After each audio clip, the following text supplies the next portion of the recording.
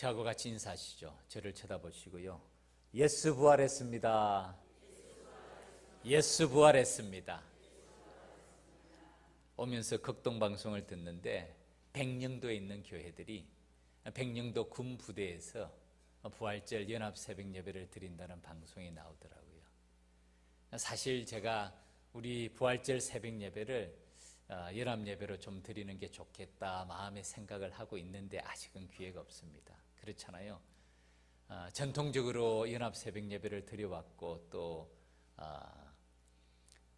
부활절 새벽 예배를 때로는 외부에서도 드립니다. 외부도 공원에서도 드리기도 하고, 왜냐하면 부활의 새벽을 맞이하면서 우리 주님께서 부활하신 그곳을 기념하는 것이거든요. 또 우리에게도 적절한 때를 허락해 주실 줄 믿습니다.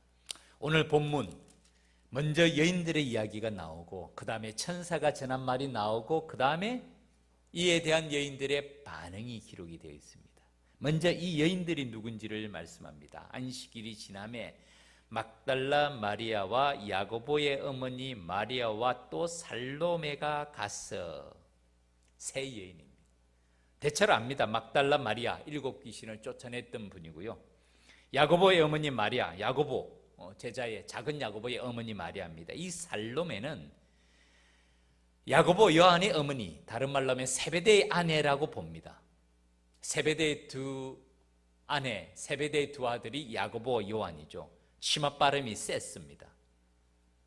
하나님의 나라가 이르거든 우리 아들을 하나는 오른쪽 하나는 왼쪽에 앉게 해주십시오 했던 그 여인이 살로메입니다. 이 세 여인들의 공통점이 있습니다. 갈릴리에 예수님의 사역의 초기부터 지금 마지막 무덤까지 신실히 변함없이 예수님을 따랐던 여인들이에요. 이들이 부활의 첫 증인이 됩니다.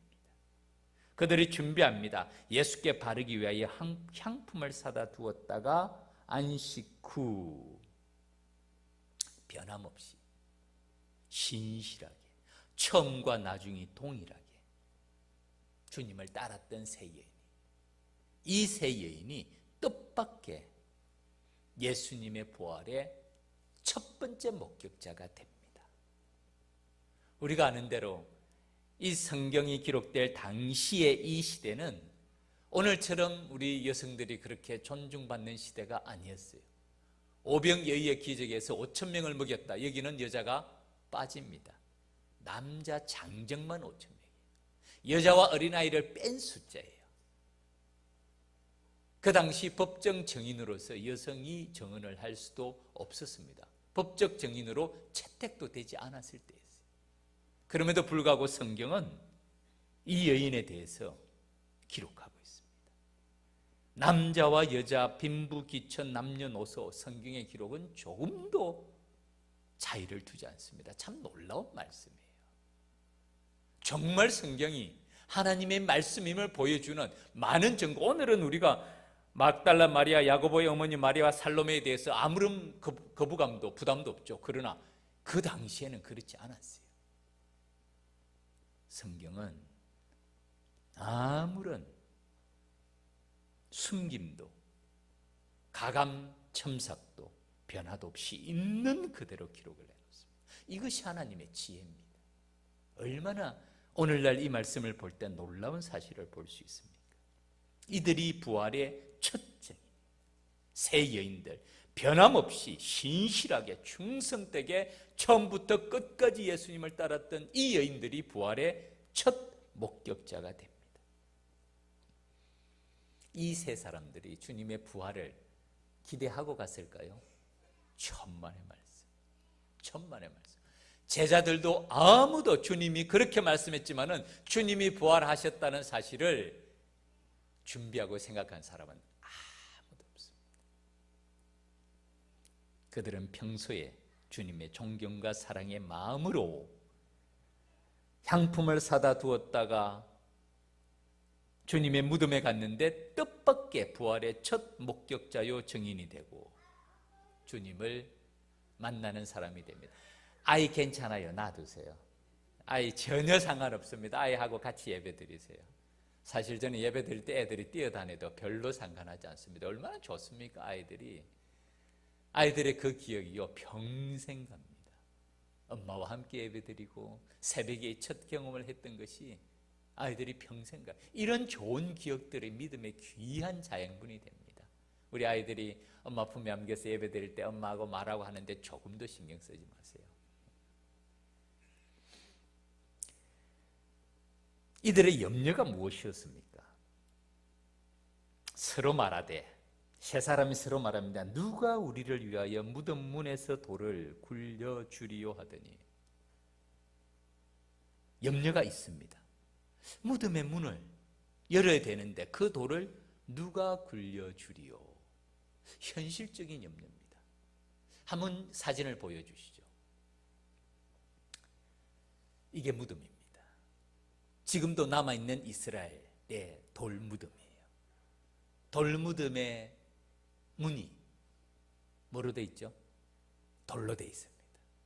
돌무덤의 문이 돌로 돼 있잖아요. 그죠? 이 돌무덤의 문을 몇 사람이 열 수가 있을까요? 무덤의 문을 한두 사람이 가서 그냥 쓱 열면 열릴까요? 네. 우리는 지금 분봉을 세우죠. 분봉을 세우는데 거기다가 이 무덤을 저는 얼마나 깊이 파는지 모르겠어요. 이 서양에서 평토장을 할 때 땅을 파는데 이 땅을 파는 깊이가 규정이 되어 있습니다. 상당히 깊어요. 상당히 깊습니다. 사람이 못 팝니다. 기계로 파내야 돼요. 거기 한번 빠지면 사실 혼자 나오기 어려워요. 깊이 팝니다. 왜냐하면 때로는 홍수도 나고 이 무덤이 흔들릴 수도 있고 밀려갈 수도 있잖아요. 그러면 이게 나오면 안 되니까 깊이 파요. 그래서 마지막 하간 예배 드릴 때 이 간이 내려가는 것을 보면 한참 내려갑니다. 이 무덤도 마찬가지예요. 안에 무덤인데 돌을 누구나 열 수 있겠어요? 기록에 의하면 남자 장정 최소한 5명 내지 10명 정도가 힘을 다해 열 수 있는 것이 이 무덤의 돌이랍니다. 그렇지 않겠어요?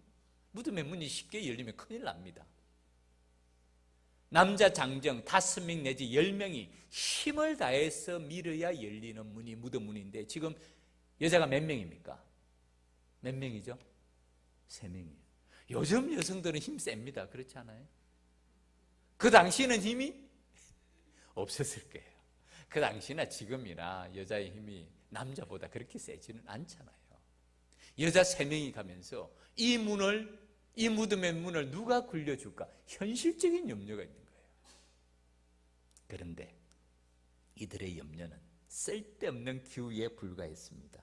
눈을 들어 본 적 벌써 돌이 어떻게 되어 있다고요? 굴려져 있는데 그 돌이 어떻다고요? 힘이 크더라. 남자 5명도 쉽지 않은 거예요. 여자 3명이 열기 어려운 거예요. 아무리 그 당시에 여자들이 근육이 좋았다고 하더라도 쉽지 않은 것이었습니다.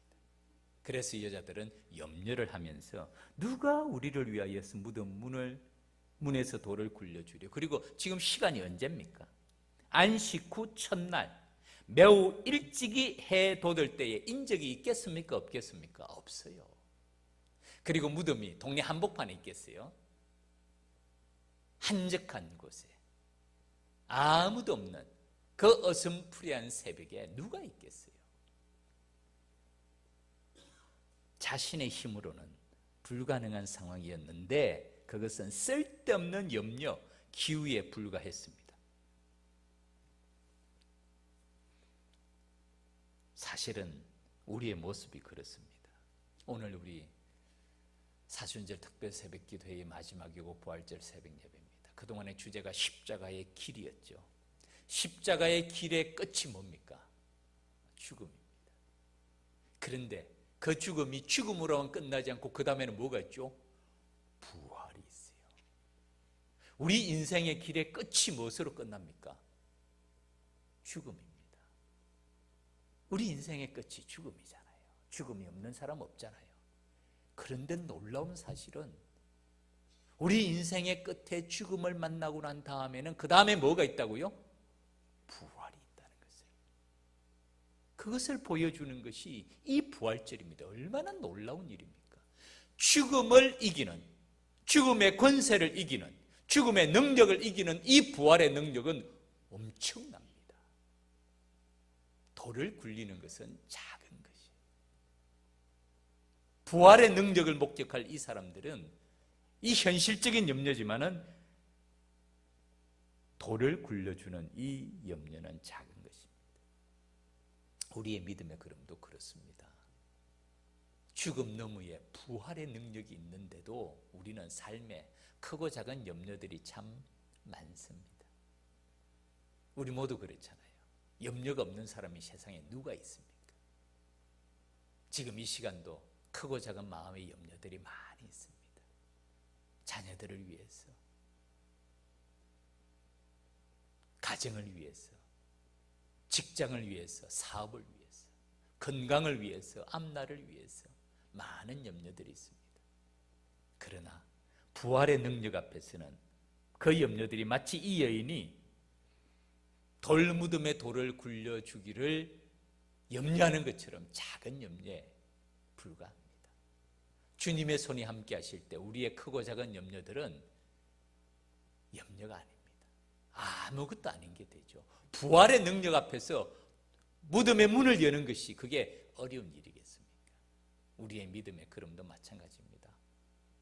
믿음의 끝이 죽음이 아니라 부활이라는 사실을 생각하면 삶의 걸음에서 만나는 크고 작은 염려 능히 이기고도 남음 있는 그런 일들인 줄 믿습니다. 이것이 신앙이에요. 이것이 믿음의 걸음입니다. 거기서 이 세 여자는 한 청년을 만납니다. 아마 이 세 사람의 눈에는 이 천사가 청년으로 보였던 것 같아요. 그래서 마가복음에서는 있는 그대로 기록합니다. 무덤에 들어가서 흰옷 입은 한 청년이 우편에 앉은 것을 보고 놀랍니다. 놀랄 수밖에는요. 그런데 그 청년이 한 말이 더 놀랍습니다. 청년이 이르되 놀라지 말라. 두 가지를 말씀하십니다.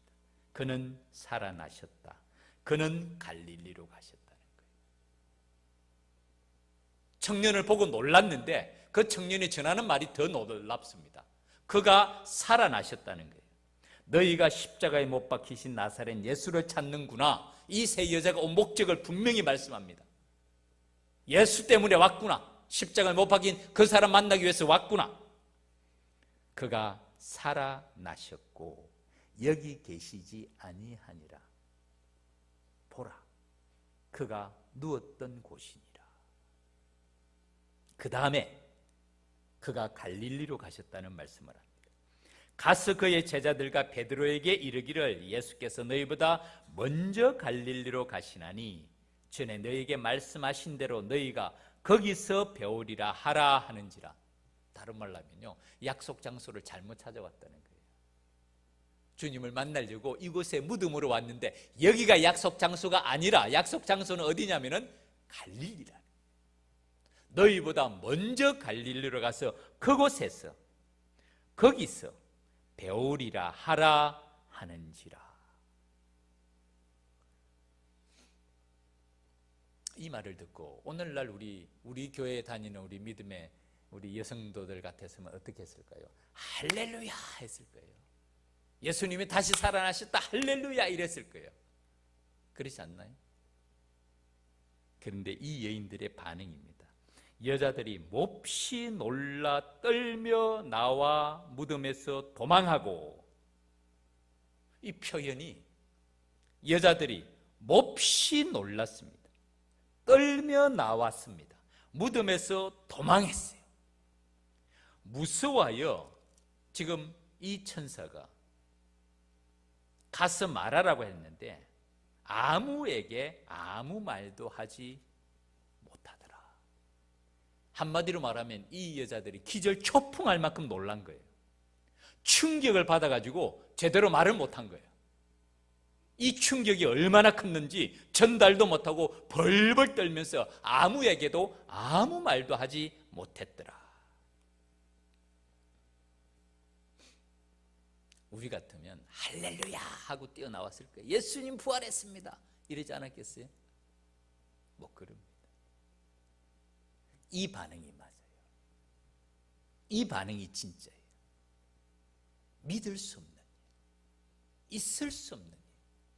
이 엄청난 일을 목격한 자들의 첫 반응이 이 말이 맞아요.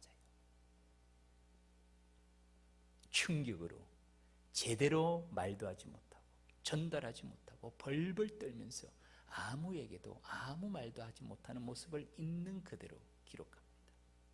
도저히 불가능한 일, 믿을 수 없는 사실을 대하는 이 사람들의 모습, 이 여인의 모습을 그대로 기록합니다. 부활의 증인이 돼서 할렐루야를 외치면서 기뻐 뛰어온 것이 아니에요. 충격입니다. 충격. 도대체 이런 일이 있을 수가 있는가? 이게 어떻게 된 일인가? 도대체 이게 무슨 일인가? 그리고 이들의 마음속에 서서히 마치 어둠을 밝히는 태양처럼 서서히 기쁨이 몰려오기 시작했을 거예요. 그들의 마음속에 사시나무 뜰듯이 정말 놀라운 이 놀라움이 서서히 가라앉으면서 이 세 여인, 갈릴리에서부터 마지막 십자가까지 따라온 이 여인들이 우리 주님의 가르치심과 말씀들이 서서히 생각나면서 이 믿기지 않는 일이 사실이구나. 정말 주님이 부활하셨구나. 이분이 도대체 누구신가?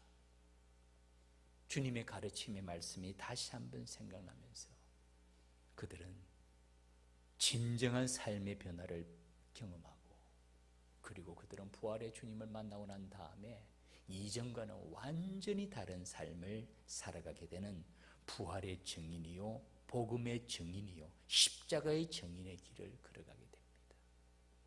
이것이 진짜 부활한 주님을 목격한 사람들의 반응입니다. 말씀을 맺겠습니다. 이 부활절 새벽에 우리가 이 자리에 나왔습니다. 그동안 고난주간 특세 주제가 십자가의 길이었습니다. 말씀드린 대로 십자가의 길의 끝은 죽음입니다. 그러나 그 죽음 너머에, 죽음을 지나서 죽음을 통과하고 십자가를 지나고 난 다음에 놀라운 사건, 믿기지 않는 사건, 믿을 수 없는 사건, 기절초풍할 만한 사건이 기다리고 있습니다. 그것이 부활입니다. 그 누구도 죽음의 권세를, 사망의 권세를 이기지 못했습니다. 그러나 주님은 그 죽음을 이기시고 무덤에서 부활하신 것, 죽음조차도 이기지 못하는 부활신앙은 어떤 신앙일까요? 이 땅에서 제일 두려운 것이 뭐죠? 돈을 잃는 것도 두려운 일입니다. 직장을 잃는 것도 두려운 일이에요. 사업을 실패하는 것도 두려운 일입니다. 질병을 앓는 것도 두려운 일입니다. 그런데 이 두려움의 맨 끝은 무엇입니까? 죽음에 대한 두려움입니다. 죽음에 대한 두려움. 우리 모두에게 주어진 숙명의 길이지만은 오늘 본문은 이 죽음의 문제, 죽음을 두려워하지 않는 사람의 모습들, 죽음 너머에 있는 부활을 바라보는 사람들의 믿음의 길을 보여주고, 주님께서 바로 그 부활의 첫 열매를 맺으심을 이 여인들을 통해서 우리에게 말씀하고 있습니다.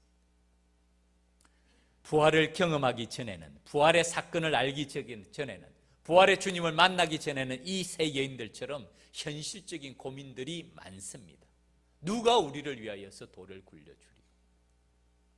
우리가 살아가면서 오만 가지 염려와 생각들 가운데 살아갑니다. 그러나 부활의 능력을 경험하는 이 모든 것은 더 이상 고민이 될 수가 없습니다. 예배드리는 이 시간, 오늘 우리 준비 찬양을 하고 예배를 드리고자 저도 준비하고 있는데 제 마음속에 정말 참 기쁨이 있더라고요.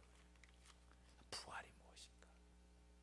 우리가 지금 어떤 예배를 드리고 있는가? 제가 우리 제자훈련하는 팀에게 생활 숙제를 내준 게 있습니다. 두 가지예요. 하나는 자기 전에 꼭 10분씩 아내의 발 마사지를 해야 됩니다. 한 번 안 하면 일주일씩 연기된다고 얘기했는데 지금 잘하고 있는지 모르겠어요. 지금 새벽부터 열받도록 손을 들긴 하지 않겠습니다.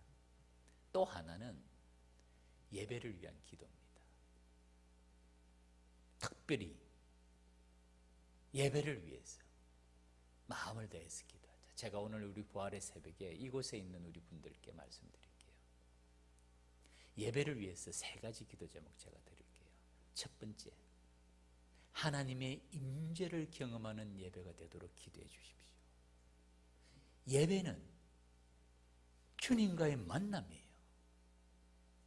하나님의 임재를 경험하는 예배가 되도록 기도해 주세요. 두 번째는 성령의 충만함이 함께하도록 기도해 주세요. 성령의 충만, 우리의 힘과 지혜와 능력이 아니라 성령의 충만함이 임하도록. 세 번째는 예배드리는 모든 믿음의 가족이 예배의 감격을 회복하도록 기도해 주세요.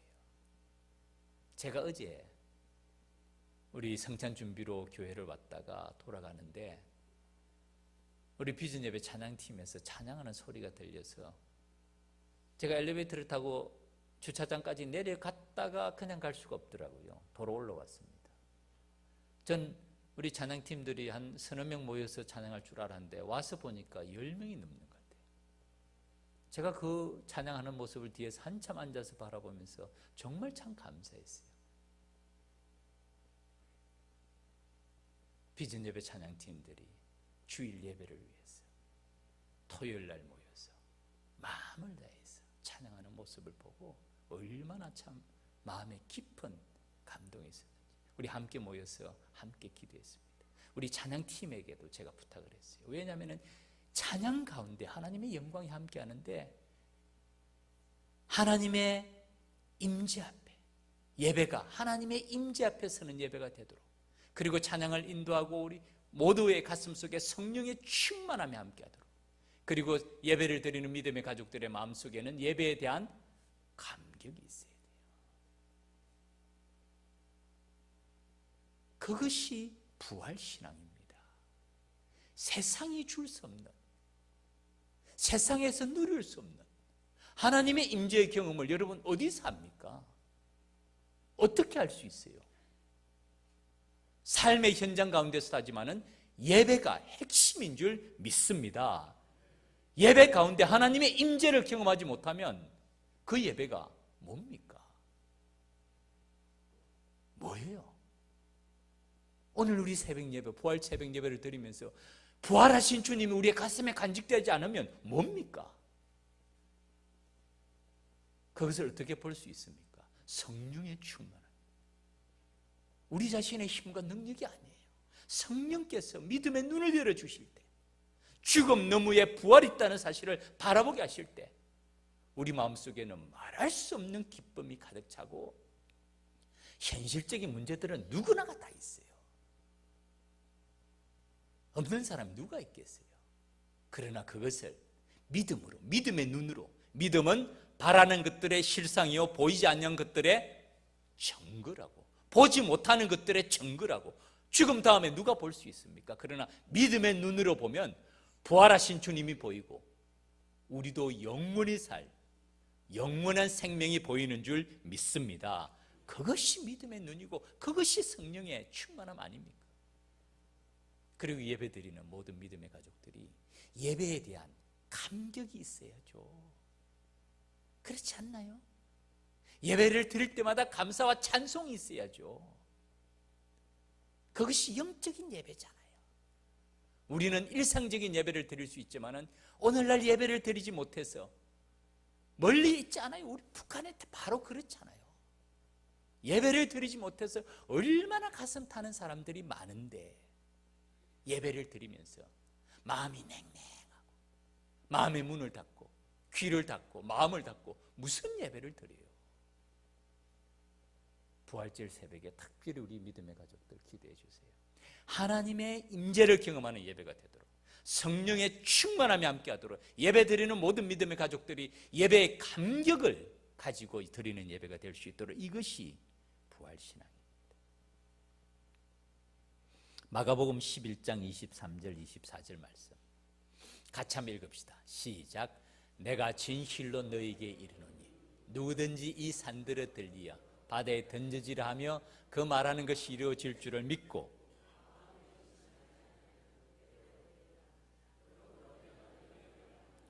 무엇이든지 기도하고 구하는 것은 받은 줄로 믿으라. 그리하면 너희에게 그대로 되리라. 아멘. 기도에 관한 말씀이잖아요. 무화과 나무의 비유를 말씀하시면서 열매 맺는 이스라엘 백성들을 찾으시면서 성전을 뒤집어 엎으시면서 내 집은 만민이 기도하는 집이라 일컬음을 받으리니 너희가 강도의 소굴을 만드는다. 만민을 위하여 기도하는 집, A house of prayer for all nations, 모든 민족을 위하여 기도하는 집이라는 뜻이죠. 그리고 그 기도는 믿고 마음에 의심하지 아니하면 그대로 되리라. 누구든지 이 산들을 들리어 바다에 던져지라며 그 말하는 것이 이루어질 줄을 믿고 마음에 의심하지 아니하면 그대로 되리라. 이것이 기도라는 것이죠. 무엇이든지 기도하고 구하는 것은 받은 줄로 믿으라. 그리하면 너희에게 그대로 되리라. 요한복음 15장 7절 말씀 우리 같이 한번 보겠습니다. 시작. 너희가 내 안에 거하고 무엇이든지 원하는 대로 구하라. 그리하면 이루리라. 아멘. 이 화면 그대로 두시기 바랍니다. 너희가 내 안에 거하고, 누구 안에 거한다고요? 주님 안에 거하고. 우리 안에 무엇이 거한다고요?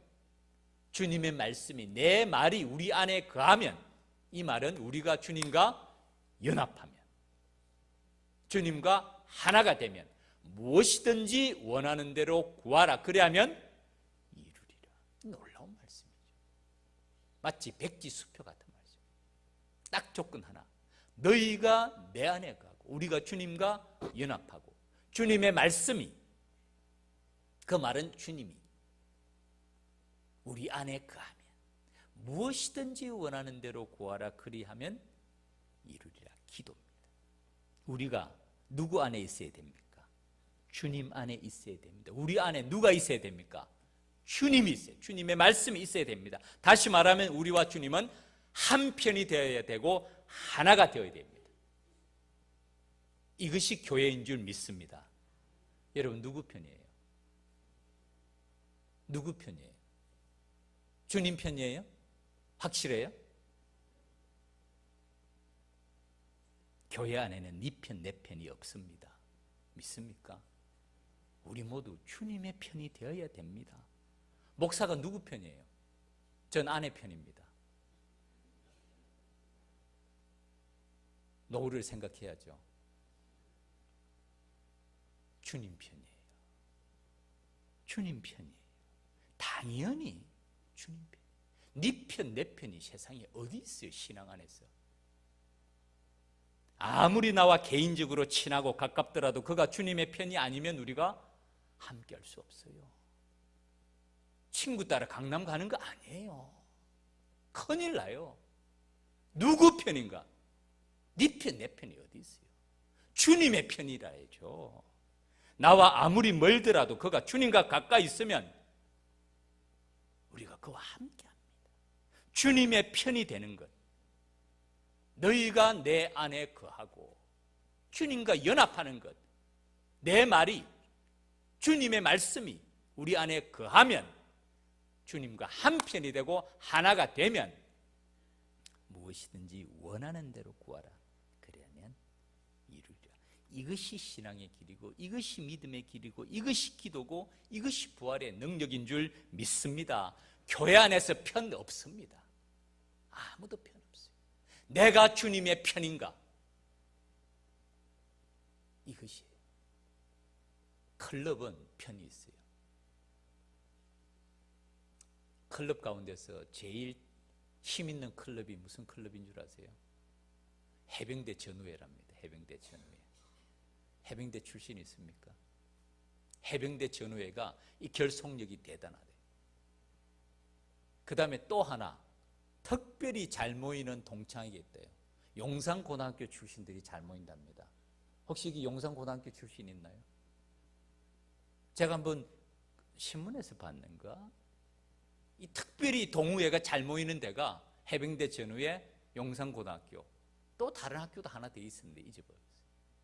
클럽이에요. 클럽은 편이 있어요. 교회가 클럽입니까? 믿음의 가족들은 하나님의 편인 줄 믿습니다. 그 하나 외에는 편이 없습니다. 믿습니까? 아멘. 그게 믿음의 눈이에요. 혈연, 지연, 학연 무슨 소용이 있어요? 죽음 앞에서 무슨 소용이 있고 신앙 앞에서 무슨 소용이 있나요? 내가 하나님의 편인가? 너희가 내 안에 거하고 내 말이 너희 안에 거하면 무엇이든지 원하는 대로 구하라. 그리하면 이루리라. 부활의 새벽에 제가 오늘 1부 2부 예배 설교되어야 되는데 계속 설교를 할 수는 없습니다. 말씀을 맺겠습니다. 이 부활의 새벽에 부활의 신앙 간직합시다. 부활 신앙 간직해요. 삶이 아무리 좋아도 아무리 힘들어도 끝이 있습니다. 그것이 죽음이에요. 그런데 그 죽음 너머에는 무엇이 있다고요? 부활이 있는 줄 믿습니다. 믿음의 눈으로. 이게 믿음의 눈이에요.